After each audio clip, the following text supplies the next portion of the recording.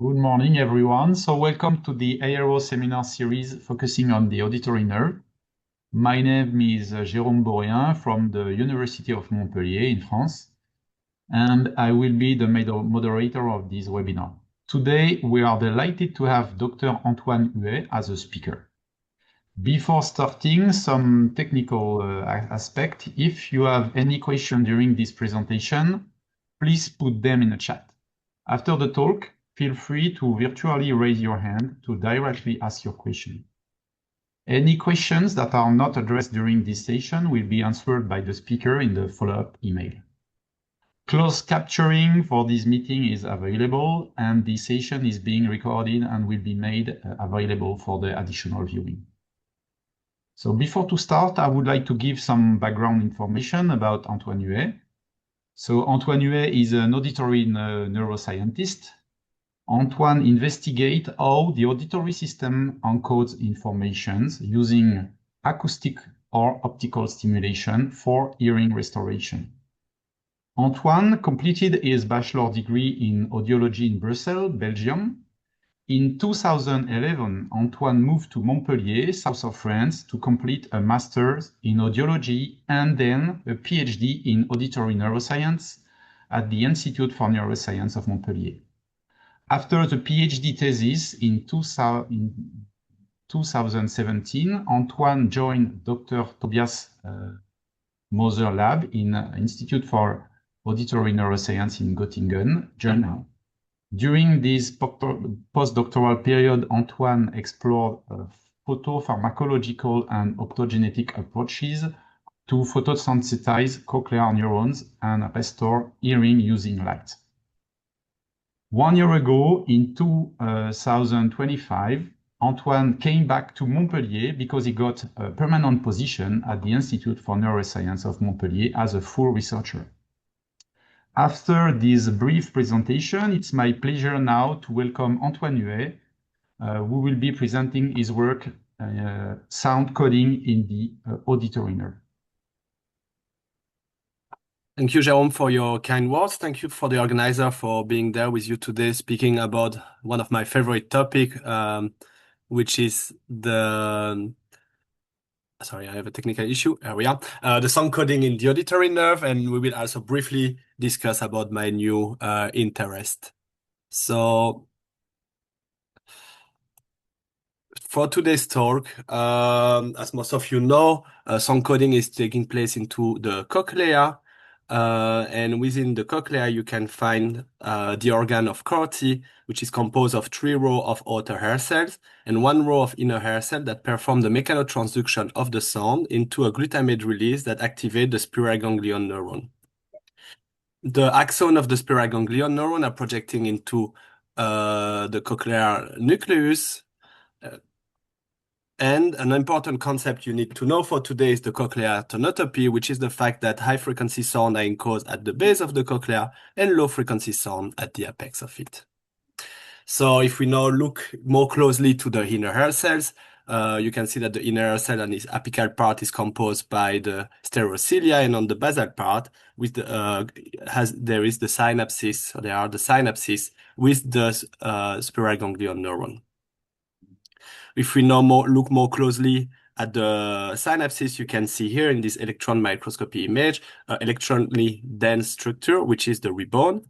And so you can see here that the ribbon in red is a landmark of this type of synapse, that the ribbon is tethering synaptic vesicle that contain the glutamate. This element is composed of presynaptic structure, you can see here, and is facing a postsynaptic density. In presence of a sound stimulation, there is a deflection of the stereocilia, an entrance of potassium into the inner hair cell that will depolarize it. And at the base of the synapse, the voltage-gated calcium channel will open upon the depolarization of the inner hair cell and trigger the release of the glutamate that will finally activate postsynaptically the AMPA receptors. The ribbon and the glutamate, the AMPA receptor, can be visualized using fluorescence immunohistochemistry and confocal microscopy using CT-BPDO that will be marking our presynaptic element and glue it to the AMPA receptor. So you can see here a video that was provided by Jérôme, where you can see here the inner hair cell of a gerbil, where we have here a segmentation of the presynaptic and postsynaptic component, and you can see that each synapses are characterized by the juxtaposition of a pre and a postsynaptic element. Using that method, we can, at different tonotopic position, quantify the number of synapses per inner hair cell that you can see here for the Mongolian gerbil. And you can see that roughly at every frequency, there is around 20 inner hair cell, 20 synapses per inner hair cells. Now, if we look here at the organization of the soma into the modulus, you can see here our cell bodies that are projecting their axon into the inner ear canal that will form the auditory nerve. Just to give you a few numbers, the mouse, that is a very popular model thanks to the usage of transgenic mice, has roughly 600 inner hair cells corresponding to 9,000 auditory nerve fibers. The gerbil has roughly twice more inner hair cell and twice more auditory nerve fiber, and the human has roughly 3,500 inner hair cell corresponding to 35,000 auditory nerve fibers. It's interesting also to look at the hearing range of those three species. So you can see that mouse are characterized by this high frequency hearing here, that animals that are mostly hearing ultrasound, while at the opposite, the gerbil has a low frequency hearing that is very similar to the one of humans. So how can we characterize in the lab the activity of the auditory nerve? So to do that, we perform single auditory nerve recordings. So we use sharp micropipette that are very thin filament. Just for you imagining it, the tip of the pipette is less than 1 micrometer. And there we are inserting under visual control the tip of this pipette directly into the auditory nerve. So that basically look like that. And here, when we are in contact with a unit, we manage to record extracellular action potential, or in some configuration, juxtacellular action potential that we will simply call spikes. So if we know a record from an activity, from a neuron, the first thing we will do is to characterize its spontaneous activity. So that's a measure that is done in quiet. And as you will see, there is some neurons that have different type of activity, and Charles Lieberman in 1978 proposes to classify those units based on this spontaneous activity. So from one side, you have the low spontaneous grade fiber that, as you can see in this video, are characterized by a spontaneous activity below 0.5 spike per second. And at the opposite, you have the high spontaneous grade fibers that are characterized by an activity above 18 spikes per second. In between, the medium spontaneous fiber with a spontaneous activity between 0.5 and 18 spikes per second. So the composition of the auditory nerve was characterized for multiple species, starting from the cat. You can see, and the latest species to my knowledge that was characterized is the mouse that is here. And you can really see that there is quite some divergence in the composition of the auditory nerve according to the species. And one of my model of interest is the gerbil, where you can also see that the composition of the auditory nerve depends on the frequency. So if you now look at what's happening at the apex of the cochlea, you can see that we have at the apex of the cochlea that is here, you can see that we have a nerve that is mainly composed of high spontaneous grade fibers, neuron fibers, while at the opposite, if we now look at the base of the cochlea, we have more heterogeneous composition of the nerve that is reminiscent of what is reported for mouse and rat. So just for you, I here sorted the composition of the nerve for the different species, with on the left the animal that has the highest number of high spontaneous grade fiber, and on the right the one that has a more distributed composition. So one of the interesting fact is that neurons that have different spontaneous activity also differ in terms of morphology. And here we need to thank Charles Lieberman pioneering work, where he performed juxtacellular or intracellular labeling of single physiologically characterized auditory nerve fibers that allow him to trace to the inner hair cell the different unit he measured. And so by doing so, he could demonstrate that high spontaneous rate auditory nerve fiber are large, so thicker neuron, and they are preferentially innervating the pilar side of the inner hair cells. At the opposite, the low spontaneous rate fibers are thin and preferentially innervate the modular side of the inner hair cells. In a follow-up paper, he could basically perform electron microscopy and now characterize the type of presynaptic element facing those different units that were labeled. And by doing so, he could show that the high spontaneous rate fiber neurons make synapses with small and compact ribbons, while at the opposite, the low spontaneous rate fibers will make synapses with larger ribbon. In 2018, we got new information about the molecular and presynaptic properties of those fibers. So first of all, in 2018, 3 groups performed single RNA sequencing of the spiral ganglion neuron and could demonstrate the presence of 3 subtypes that are molecularly different, the so-called SGN type 1A, B, and C, and could demonstrate that those those different molecular types were also innervating the inner hair cell from the pilar to the modular, and that thus the SGN type 1A would correspond to the high spontaneous rate fiber and the 1C, the low spontaneous rate fibers. More or less at the same time, in the group of Tobias Moser, they perform calcium imaging of multiple synapses while also probing the activation of the postsynaptic element, and they could demonstrate that the synapses on the pilar and modular side are also characterized by calcium channels that do not activate to the same threshold, and so that the presynaptic properties could explain part of the difference between high and low spontaneous rate neurons. So now if we move to the other properties of the neurons, so after measuring the spontaneous activity in the setup, we will measure the receptive field of the auditory nerve fibers. There is multiple methods, but the one that can be used is here, where we will basically probe the whole auditory range of the animal in a random manner. So you have here a video that was accelerated 30 times, and you can see that basically each pixel corresponds to a level and a frequency. So each presentation, each pixel will be stimulated multiple times to measure the discharge rate for all those conditions. So looking at the measuring. And so now if we look at it, you can see that the receptive field of a single neuron is characterized by area where there is only spontaneous activity, meaning that the neuron is not encoding that sound, but there is also all this area here that you can see by following the marker, where the neuron increases discharge rate and therefore encode the sound for those different frequencies. By doing so, we can extract the threshold and the characteristic frequency of the neuron, which is basically here the tip of the tuning curve you can see. We can also measure the bandwidth of the tuning curve by performing a measure of the Q10, which is basically the characteristic frequencies divided by the bandwidth 10 dB above the threshold.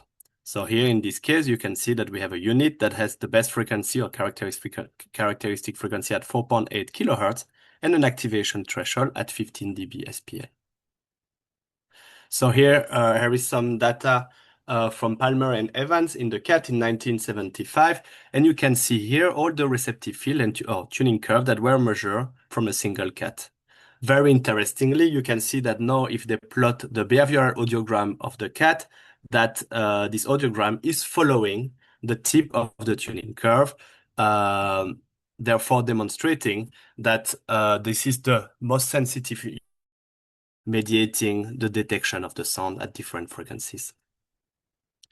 You can see here now that they also measure the Q10, so the width of the tuning curve, the frequency selectivity of each tuning curve as a function of the CF. And you can see here that for the different species for which it was characterized, we find a very similar relationship with a Q10 that increase with the characteristic frequency.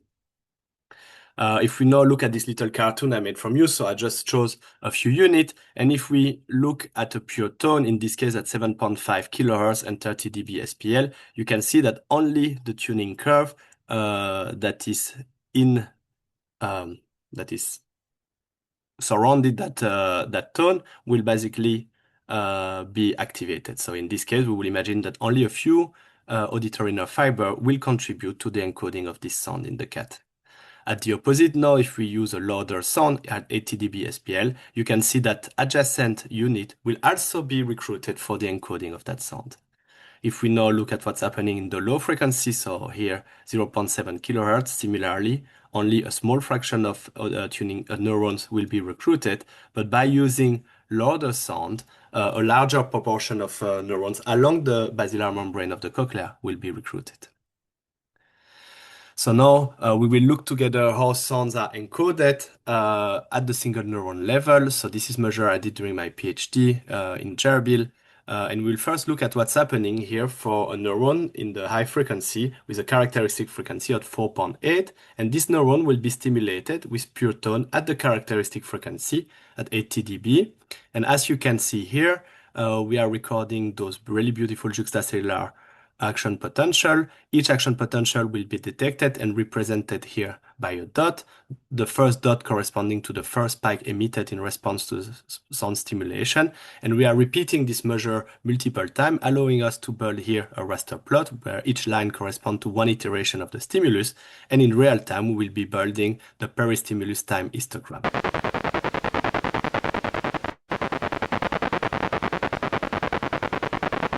So as you can see here, in response to a pure tone, the auditory nerve firing is characterized by a highly synchronized first spike, here in dark red, followed by an adaptation and a sustained discharge rate during the sound stimulation. At the end of the stimulation, there is a recovery with the re-emergence of the spontaneous activity.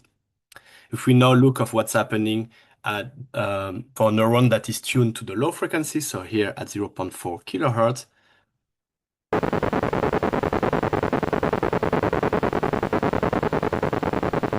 you can see that the response pattern is radically different. Sorry, I will put it back.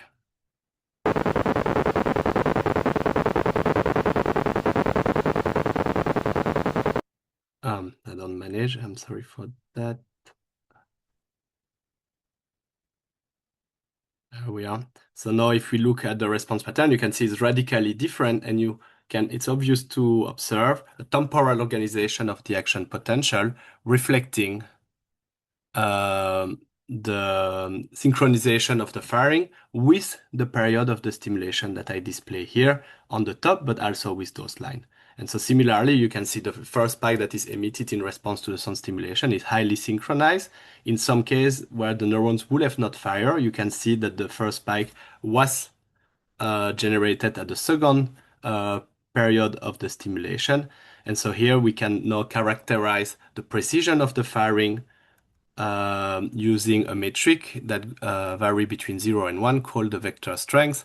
And you can see that the vector strength is maximum up to roughly 1 kilohertz, and after that will progressively decrease up to, in the gerbil, 3.6 kilohertz.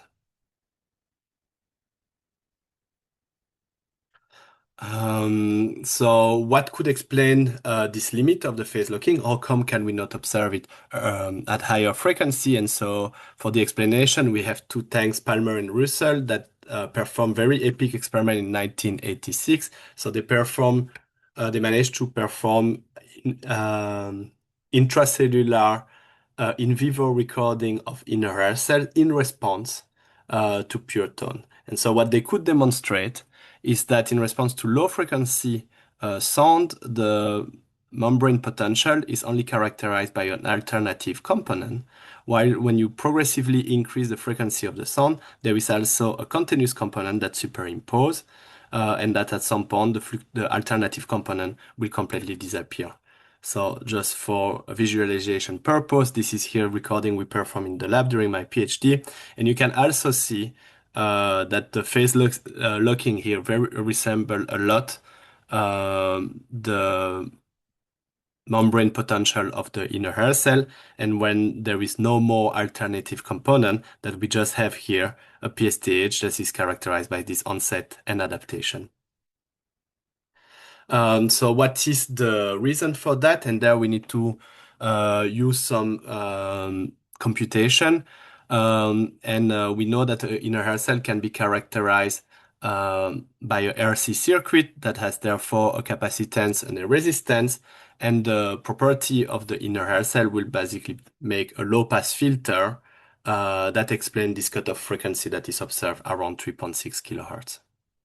So to conclude this first part of the experiment, we can see that depending of the frequencies that are listened in the animalized model, in the high frequency, this is rather a rate place code that is used, so an increase of the discharge rate for fibers that are very well tuned, while at the opposite, at the apex of the cochlea and for low frequency sound, that will be rather a temporal coding where the frequency of the sound is the sound is encoded by the phase locking or the synchronized firing of the SGN.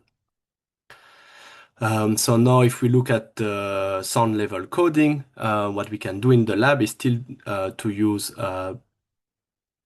pure tone at the characteristic frequency, for which we vary in a random manner the sound level. So here you have an example of raster plot between 0 and 80 dB by 80 dB step, and you can see that in response to low level of stimulation, the neuron is only characterized by a spontaneous activity.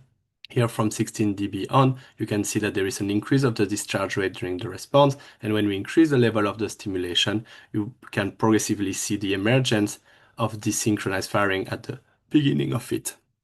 So that allows us to compute here the rate level function, which is a measure of the discharge rate during the pure tone as a function of the level, and we can fit them afterwards with a sigmoid to extract different components of the response.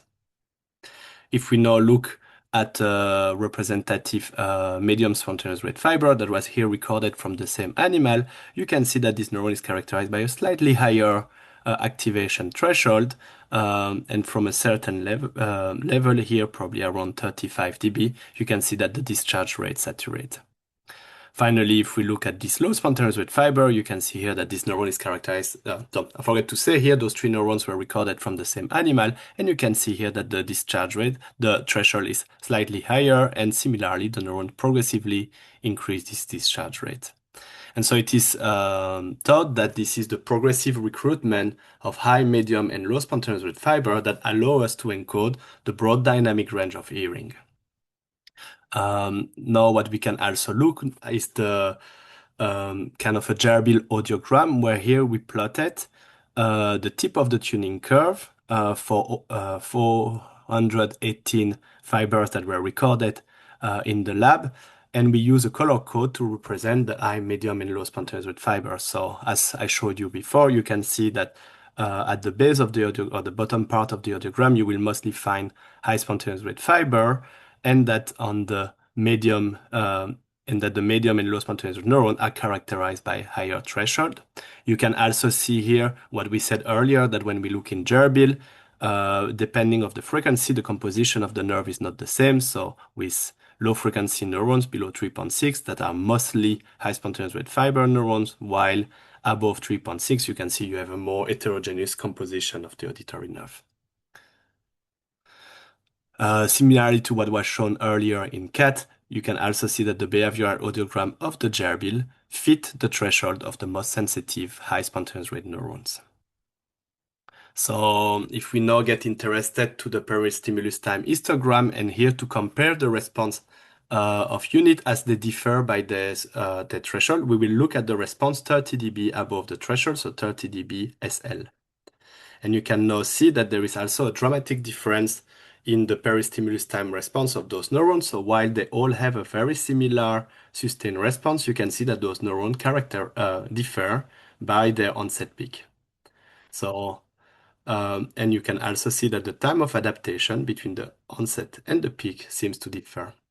So this is what we quantified here by the peak-to ratio as a function of the spontaneous rate. And you can see here that there is a strong correlation between the peak to plateau ratio and the spontaneous activity. meaning that the high spontaneous rate neurons are characterized by a strong peak, which is way smaller for the low spontaneous rate neurons.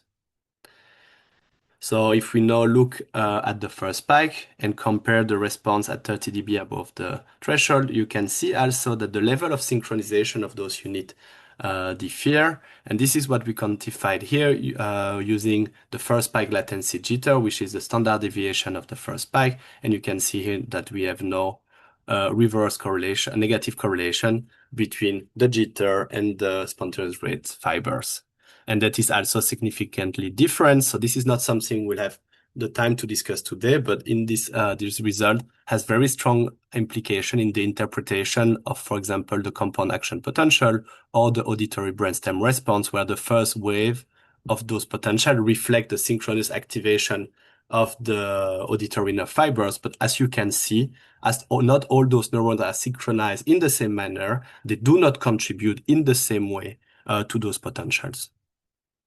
So to conclude, we could see that the inner hair cells are making synapses that are low, medium, and high spontaneous rate fiber that we have. So this distribution of the synapse along this pillar to modular axis, that the high spontaneous rate neurons are characterized by low threshold of activation. And this is also why in textbook, you will regularly see about high spontaneous rate neuron or about low threshold neurons.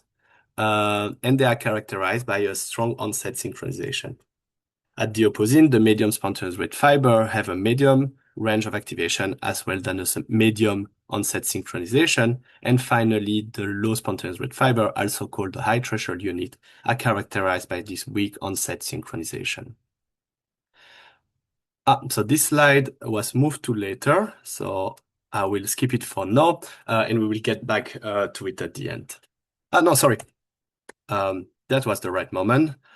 So now I would like to discuss briefly about this result with you, which was recently published by the group of Jérôme Bourriat, and that basically questioned the mechanism in place following excitotoxicity, which can occur following an exposition to background noise. But here in this case, they use a pharmacological model. So they use kainate, which is an agonist of the AMPA receptor.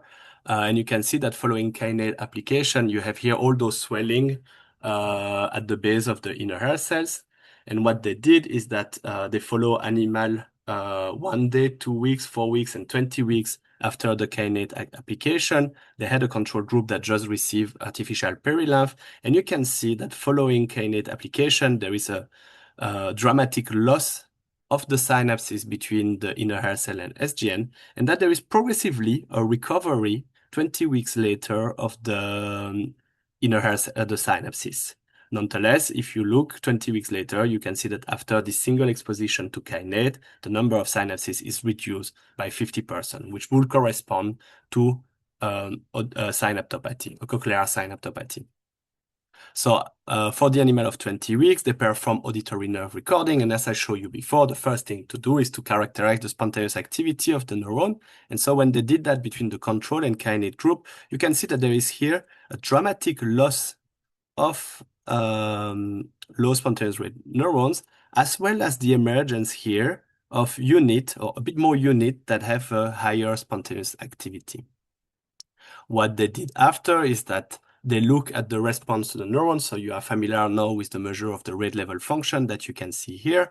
So for the high spontaneous rate neurons, you can see that between the control and kainate exposed group, there is no difference in the rate level function. But if we now look at the low spontaneous rate neurons, you can see that those low spontaneous rate neurons in the kainate group are characterized by a lower threshold. And if we now look to the PSTH 30 dB above the threshold, you can see that for the high spontaneous rate neurons, there is no changes, while the low spontaneous rate neurons are now characterized by a stronger onset peak and also an increased plateau response.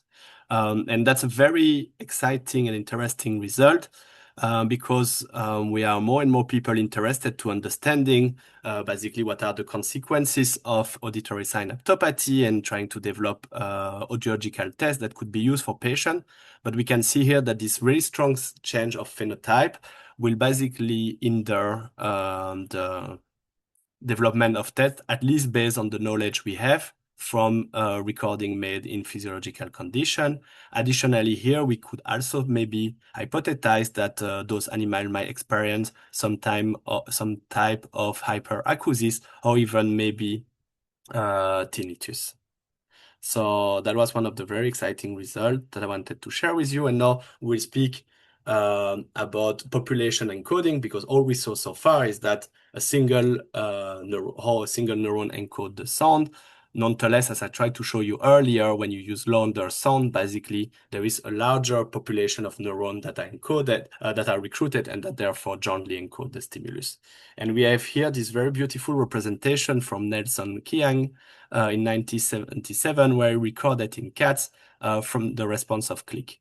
And you can see here, if you look at all those PSTH that are organized based on the CF of the unit, that with a 80 dB SPL click, you will have a recruitment of a large proportion of unit, and that this response will also change as a function of the CF, so in terms of timing of activation. So this is something we did in the lab. So we this time perform recording from auditory nerve fibers, where you have here a few examples at different characteristic frequency ranging between 1 and 32 kilohertz. And here we studied the encoding of a 8 kilohertz pure tone at 0 dB SPL. So you can see that none of those neurons are encoding the sound. They are all characterized by their own spontaneous activity. When now we progressively increase the sound level, you can see that this is the unit tune at 8 kilohertz that is first recruited. But when we progressively increase the sound level, that we have also fibers tuned at adjacent frequency to 8 kilohertz that are progressively recruited. And if we now look at what's happening at 80 dB SPL, you can see that basically we are recruiting neurons between 32 and 1 kilohertz. And so that really brings us to question how this joint or this recruitment of unit, how this joint encoding of the sound basically can be decoded further down in the central nervous system. Another way to look at it is this time to look at the effect of the frequency. So we perform a similar experiment using here 80 dB SPL pure tone, for which we change the frequency. So you have here an example of 8 kilohertz, and you can see that when we now use higher frequency, you will progressively shift the recruitment of neurons to the base of the cochlea.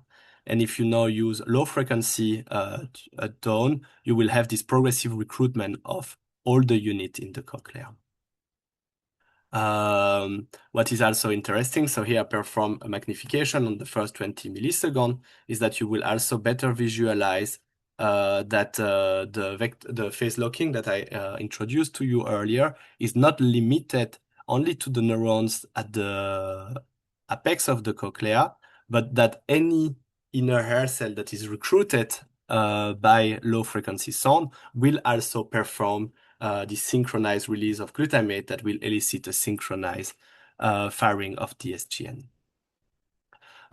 So those experiments, as you can imagine, are very intensive, as you have to record many units in response to a single stimuli. And so a way to study that is to use computational modeling, where you can basically model a circuit composed of inner hair cell and SGN. And this is here an example where you can, in response to a sound, model the displacement of the stereocilia here. You can model the receptor potential, the calcium current that trigger the exocytosis, finally the release of glutamate that will transform at the postsynaptic level as a PSC, and finally spikes. And so that's here a model that was developed by Remedis and readapted in the last year by Jérôme Bourrien.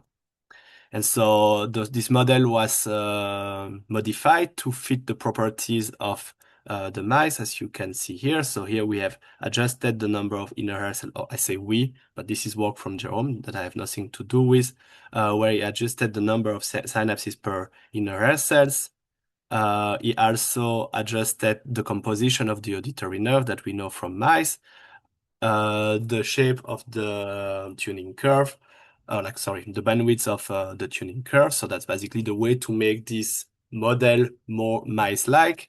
And by doing so, it can now stimulate the model using here a quantification, as you can see, of 96 inner hair cell and 1.3 thousand auditory nerve that have different spontaneous activity tuned at different frequencies. And so by doing so, Jerome is capable of modeling the progressive recruitment of different auditory nerve fibers as a function of the sound level.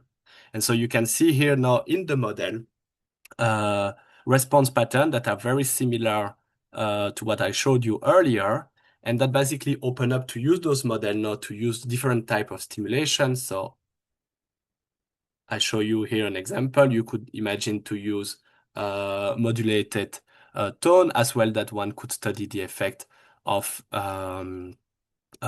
speech encoding. Using such a model, one could also modify the property of the inner hair cells, or like induce a deafness by removing progressively outer hair cell and inner hair cell. One could also induce a synaptopathy, and so that's basically a very strong tool, complementary of what can be done with the recording to investigate different scenario. And that's something that was also used in the past, for example, in the case of KNAT, where basically when you try to explain what you can see, that you can make different hypotheses using the computational model. And that's basically a very strong and powerful way to test those hypotheses and to make hypotheses to test using the recordings. So that was the first part of the talk, and for the second part of the talk, I would like to speak to you about bionic hearing, because I believe that if you properly understand how sound are encoded in physiological animals, we could also use a similar experimental pipeline to study how to restore sound using, for example, cochlear implant. And this is some work I did during my postdoc. So as most of you might be familiar with the fact that sensory neural hearing loss is characterized by a loss or loss of function of the inner hair cells. And the cell body of the spiral ganglion neuron will survive this injury for over a few years. So the state-of-the-art treatment consists to use an electrical cochlear implant, which has now more than 1.2 million users. And this implant is characterized by an external element, which basically is a sound processor that captures the sound and transmit them to an internal element, which is basically an array of electrodes inserted into the cochlea. And with such a device, hearing is poor in most of the everyday life situation, and this is due to the large spread of excitation around each electrode contact that limit their active number to less or to 10 to 20 independent stimulation channels. And so an alternative to it is offered by the use of an optical cochlear implant, where here the inner element could be replaced with an array of optrode, and as light can be specially confined into the cochlear fluid, that will allow for more precise stimulation of the SGN. And so this is a project that is pioneered by Tobias Moser in Göttingen, and with who I had the chance to work for over 7 years to develop this hopefully next generation of cochlear implant. But as most of you know, the neurons outside of the retina are not light sensitive, so we need to modify the spiral ganglion neuron to make them light sensitive, and to do that we use light-gated ion channels, so channel rhodopsin, which are basically that are permeable to ions in response to light stimulation. So here our channel rhodopsin are fused to a fluorescent protein, and we express them in the neuron using the human synapsin promoter, or plasmid is encapsulated into a AAV, like here in AAV PHPS, that could be injected into the cochlea of newborn and or adult animals. And as you can see here on these confocal images that was taken a few weeks following the intracochlear injection of the viral vector, you can see that the fraction of the spiral ganglion neurons that are here labeled with parvalbumin are also expressing GFP, thus suggesting that those neurons should respond to light. And so this is what we demonstrated in vivo using the single auditory nerve recording, this time in response to an optical stimulation delivered into the cochlea using a laser, and we could demonstrate that in response to light stimulation, there is a firing in the auditory nerve fibers. When I was in the same time in the lab, Alex Dieter, a PhD student of the lab, performed a very epic experiment. So here he could place a multi-array electrode directly into the inferior colliculus, which is characterized by a cochlear tonotopy. And so he stimulated either acoustically, optically, or electrically into the cochlea, and he could measure the spread of activation, the cochlear spread of activation directly from the inferior colliculus. And so by doing so, Alex could demonstrate that cochlear light encoding is basically a very similar spread of activation than sound, and which is dramatically different of what is obtained with conventional electrical cochlear implant. And at the same time, Alex also demonstrated that hearing could be restored to the gerbil using a single channel optical cochlear implant. So here, this is an animal that was deafened that received the optogene therapy and that was trained to switch platform when the animal was detecting a sound. So here, for the purpose of this video, Alex added a LED in the corner that was only there for the video, but to indicate you when does the animal receive sound into its cochlea.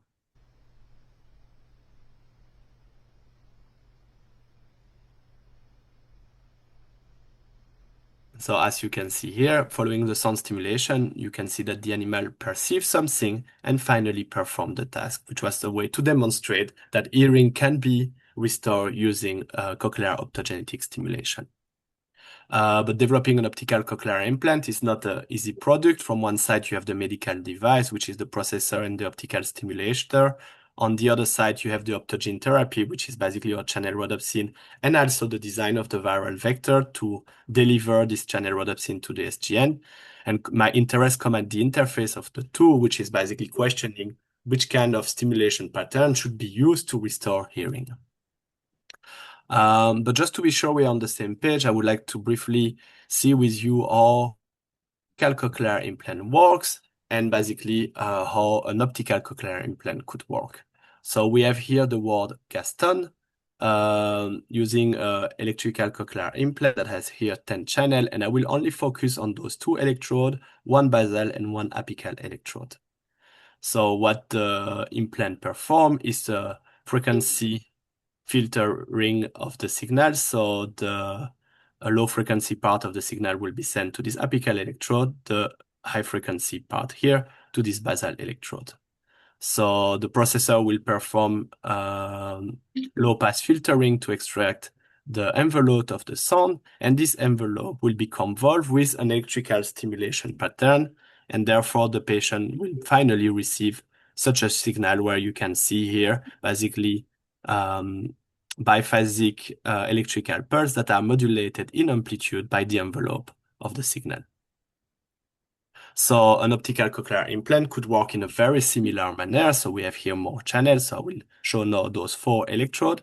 But similarly, we have an extraction of the envelope for those different frequency bands that will be modulated by the light stimulation pattern. So that will look like that. But that comes now a core question is what should be this light stimulation pattern to activate the auditory nerve fibers?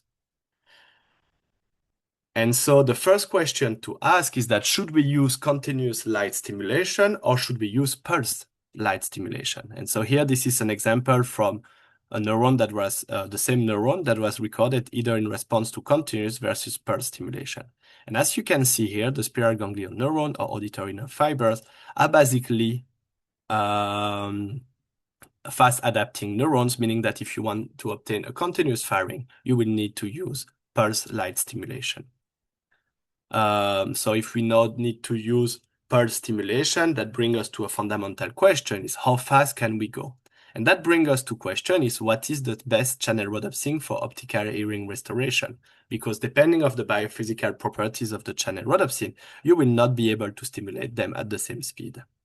And so on our wish list, we are interested in identifying a channel rhodopsin that has a short closing kinetics, meaning that you can restimulate regularly this channel rhodopsin, that has a high sensitivity, so lowest photon, the best to activate the channel rhodopsin. And finally, ideally, if that channel rhodopsin could be responding to redshifted or to red light, it would be better in terms of phototoxicity.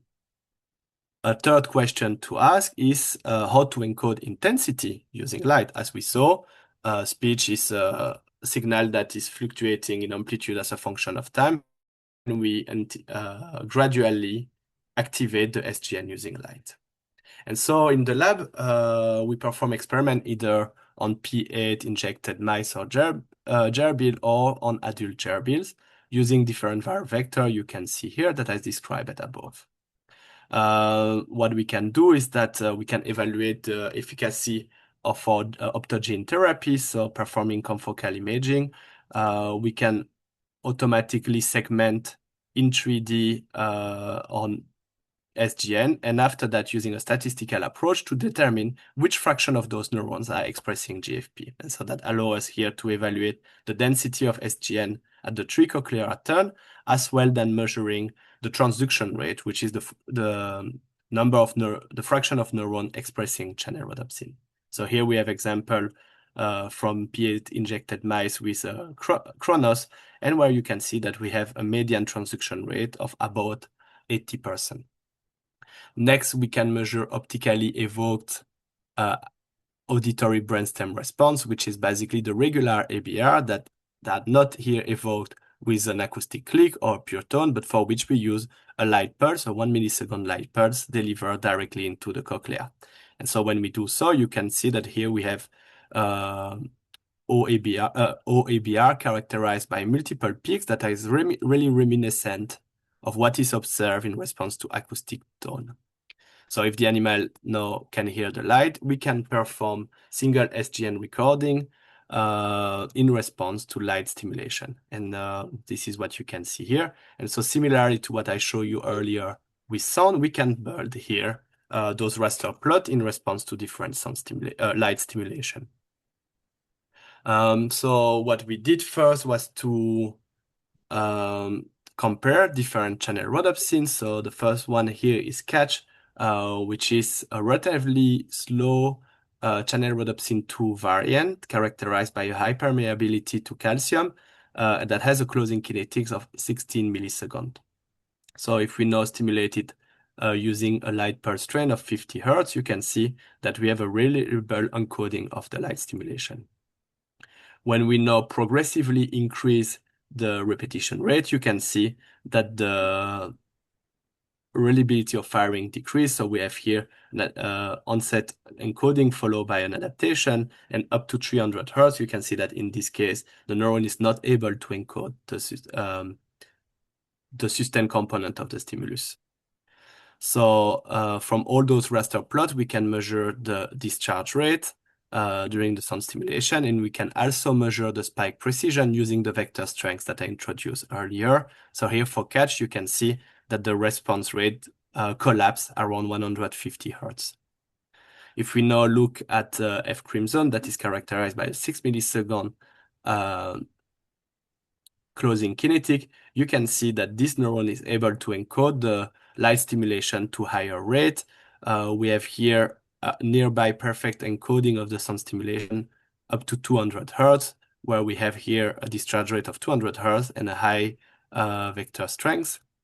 If we now look at this other variant, which is a very fast crimson characterized by a slower kinetic, you can see that at the single neuron, we had one neuron that could encode the light stimulation up to almost 300 hertz. But if we now look at the average of the neurons we recorded, you can see that the discharge rate is collapsing from 200 hertz on, and that there is also a poor reliability of a poor precision of firing compared to F crimson.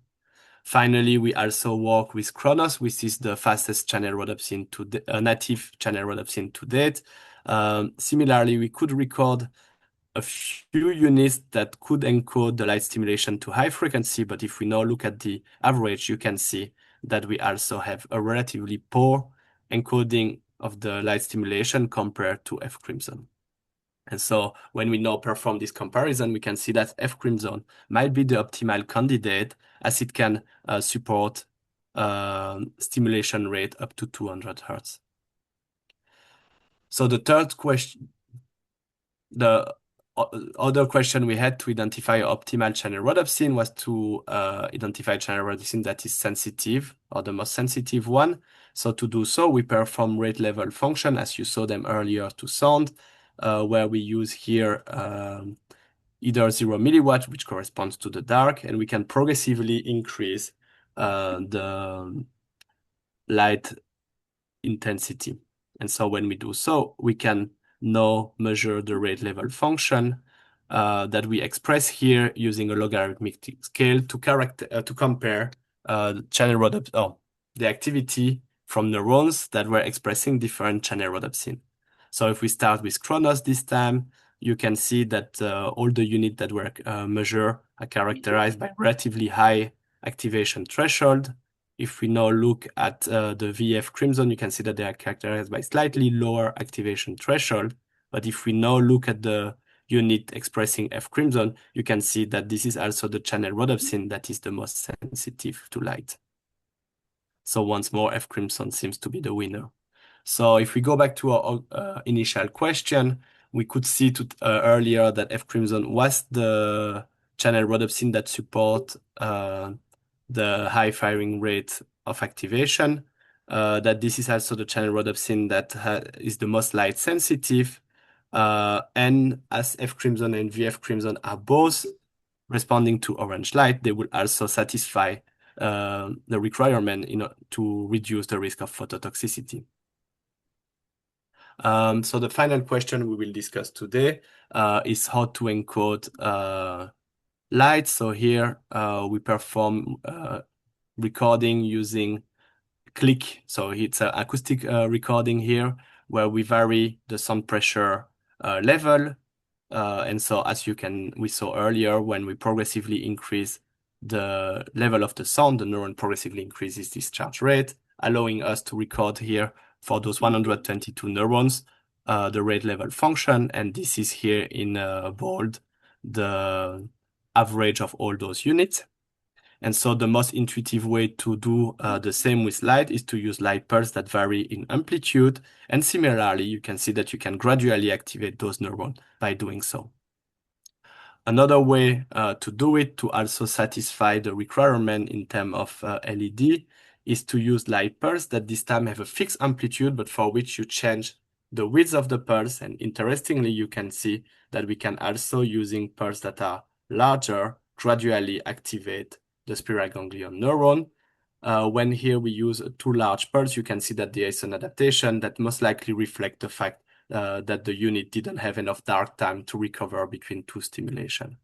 But in both cases, you can see that with light, we can obtain very similar gradual activation of the spiral ganglion neuron. Interestingly, if we now measure the dynamic range of the population, you can see also that with those two approaches, you can obtain very similar range of activation. So to sum up, we saw together that using acoustic stimulation, frequency coding, either rely on the rate plate mechanism in the high frequency for high frequency sound versus a more temporal code for low frequency sound.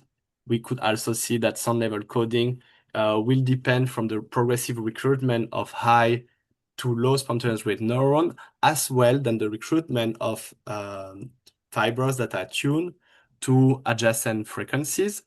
And there is a topic I think to follow for the upcoming years is also that it could be some phenotypic changes following excitotoxicity. And so could imagine that similar change are also induced by acoustic trauma and potentially aging. And so that's something that the field should be probing. If we know what we saw together about optical stimulation is that, first of all, in order to make the auditory nerve sensitive to light, we need to express channel rhodopsin in its neuron, that the frequency coding can rely on the rate play mechanism in the cochlea, and that the sound level coding here can also be obtained by either controlling the amplitude or the width of the light pulse.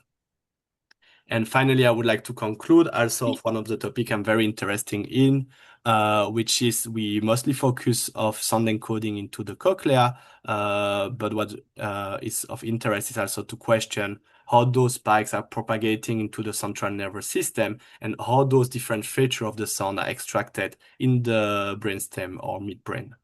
And this is what I wanted to show you here. You can see here in turquoise the axon of the auditory nerve fibers when they basically project onto the bushy cell of the AVCN, and that they form those very beautiful end bulb of Held that have very particular synapses and that also deserve some more attention. And this is what we do in the group using optogenetic. We study basically the propagation of activation from the SGN to the cochlear nucleus. And would like to thank you for your attention, and hope I can answer to your questions. Thank you. Thank you, Antoine, for this great presentation. So it's time now for questions. So there is already one question from Juan in the chat. And for other people, if you have questions, so don't hesitate to raise the hand and ask your question directly. So maybe we could start by the question in the chat. So there is a question about the kainate application experiment, about the distribution of affected synapses according to pillar and modular side. So maybe Antoine, I can answer this question. So Juan, good question. So we investigated the distribution of the synapses 20 weeks after the kainate application. We did not observe a massive effect, probably because we are at 20 weeks after application. So we would like, and we have some data about the distribution of the synapses at earlier stage. It would be interesting to investigate that point at 1 day, or maybe 1 day it's too early, but maybe 1 week after kainate application. There is a second question, Antoine, about the optical cochlear implant. What's the duration of the light pulse used for the optical cochlear implants? So in order to elicit a spike into the SGN using light, what we observe in vivo is that on average, like you have a good reliability of firing if you stimulate slowly, let's say 20 to 50 hertz, using 1 millisecond light pulses. So, and if you reduce this duration, you can also elicit spike from 0.2 or 0.4 millisecond light pulses. And when you progressively increase them between this threshold value to 1 millisecond, you will gradually evoke more action potential. What we observe is that generally when you use longer light pulse, you do not elicit more spikes. And that comes from one of the fundamental property of the channel rhodopsin, which in a way could be simplified as they are a photon integrator, and their integration window is roughly of 1 millisecond. So at the end, that if you would give the same amount of photon, either with a very short but intense light pulse, it will elicit the similar activation that if you will use a longer light pulse, but that has basically a smaller amplitude. So I hope it responds to your question. I think I saw the second part of the question is how does it compare to electrical stimulation. So in electrical stimulation, I think clinically they regularly use 50 microsecond bipolar pulses, which are way shorter. I think some encoding strategy use slightly longer values.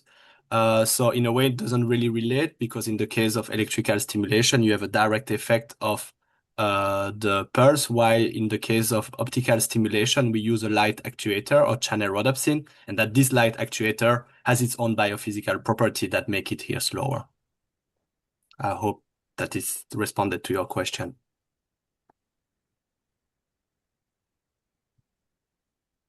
Thank you, Antoine. So if there is some question in the audience, don't hesitate to. So I just saw a question in the chat. So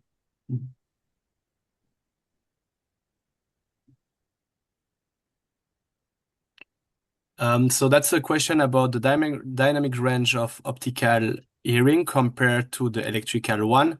So that's a bit early to respond to this question because what we saw so far is that also the dynamic range of hearing of encoding, so we are at the auditory nerve level, will depend of the channel rhodopsin that is used. I didn't report about it here, but we have published data and also unpublished data that show that, for example, F crimson has a dynamic range that is roughly of 6 dB compared to other channel rhodopsin that have more to 1 to 3 dB. But what we still have to evaluate is how this population encoding is happening, because this is the limitation when you record from a single neuron. You don't know where is this neuron in the cochlea. What we can see is that different channel rhodopsin have different unit expressing channel rhodopsin will have different activation threshold. So this is something we still have to figure out, for example, by recording from the cochlear nucleus to see basically what is the dynamic range of hearing that can really be obtained. There is already a study that was done into the inferior colliculus where they look at that, but they could not fully respond to the question because the laser did not allow to obtain a saturation response. So that's an open question and that hopefully will be addressed in the near future.